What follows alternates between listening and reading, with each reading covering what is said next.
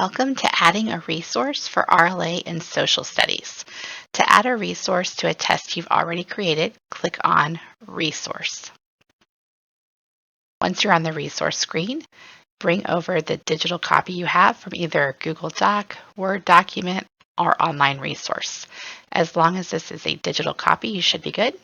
Go ahead and copy, click back on Aware Test, and under Enter Resource text area, go ahead and highlight that and click Control-V to paste your passage.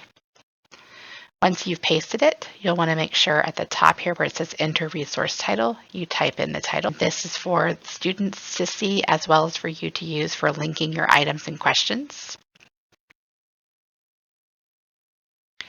Once you're here, you'll see that your resource has been added. Make sure to double check that the default of text-to-speech being off is your preference. You'll want the text-to-speech off when you're working with reading passages or editing passages. For revising passages, you'll want to toggle text-to-speech on. Once you have it the way you want it, go ahead and click Create to add your resource, and then double-click on the resource itself to expand it. You can read through the resource here in the test. The other thing we recommend is go ahead and click on this plus sign and add a new question. This is not a question that you're going to actually use for students, but it's going to give you preview access to see what students see.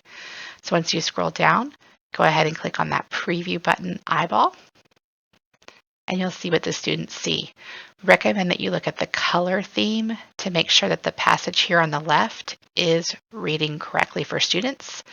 So when they have this color theme, white on black, the font should be white and the background is black. You'll notice that this is not working correctly because the text is black and it's really hard to see that on the black background. So we'll close the preview and we'll go back in to edit our resource. You'll want to remove formatting by highlighting the text and clicking the TX button to remove the format. You'll want to remove the format from any part of the passage that was not readable under that color overlay.